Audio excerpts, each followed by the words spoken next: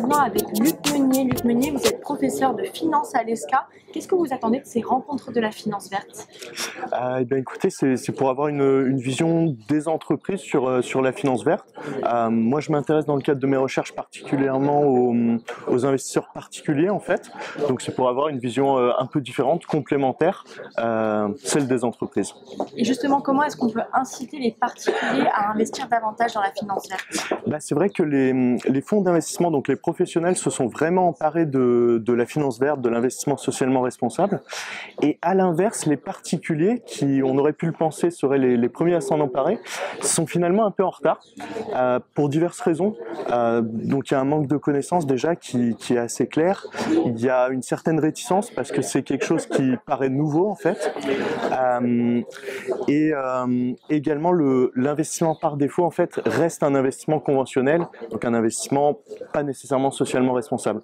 Et donc pour les inciter à investir en ISR en fait, ce à quoi je m'intéresse et d'autres également comme le Forum pour l'investissement responsable, c'est les nudges en fait.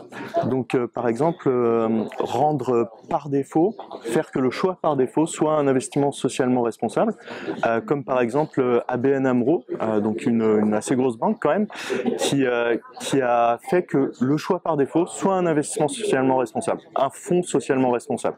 Bien sûr, l'investisseur peut ensuite choisir d'investir dans un fonds conventionnel s'il le veut, c'est pas une obligation, mais l'option par défaut, c'est un fonds responsable. C'est-à-dire concrètement, qu'est-ce qui est dit aux particuliers pour qu'il investisse? Est-ce qu'on peut avoir un exemple plus concret de projet dans lesquels il peut investir? Alors, les fonds socialement responsables, il y en a de diverses sortes. Le plus classique, c'est ce qu'on appelle best in class. Donc, en clair, c'est des fonds qui investissent dans les entreprises qui sont les meilleurs élèves dans leur industrie. Donc, c'est-à-dire que c'est des fonds qui investissent par exemple quand même dans les énergies fossiles, mais qui investiront dans des entreprises qui font des efforts, qui sont dans les énergies fossiles, mais qui font des efforts en termes de RSE, quoi. C'est-à-dire que le particulier, quand il a besoin d'acheter quelque chose, vous faites en sorte qu'il achète quelque chose chez une entreprise responsable, c'est ça, plutôt que chez un concurrent qui ne l'est pas. Voilà, qu'il investisse dans un fonds qui, lui, investit dans des entreprises responsables. Et comment vous allez cibler les personnes pour les inciter à investir, pour leur faire connaître ces modes d'investissement?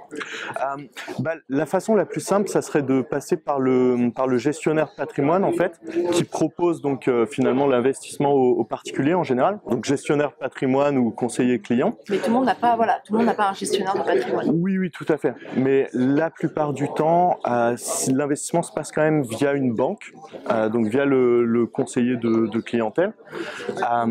Et donc ce conseiller de clientèle pourrait, par exemple, proposer d'abord un fonds socialement responsable avant de proposer un fonds plus conventionnel, pas socialement responsable. Est-ce que c'est par exemple le principe du livret de développement durable?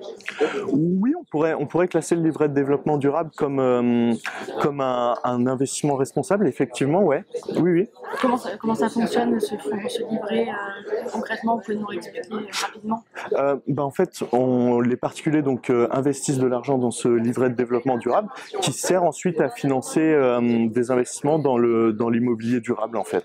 Pourquoi c'est important que les particuliers s'impliquent aussi et pas seulement les entreprises dans la finance verte? Sinon, j'ai peur que finalement le mouvement perde de son élan initial. Si les particuliers n'y mettent pas du leur, forcément les fonds d'investissement vont peut-être cesser de chercher à investir de manière responsable, quoi. Merci beaucoup Luc Meunier. Bonne journée. Merci.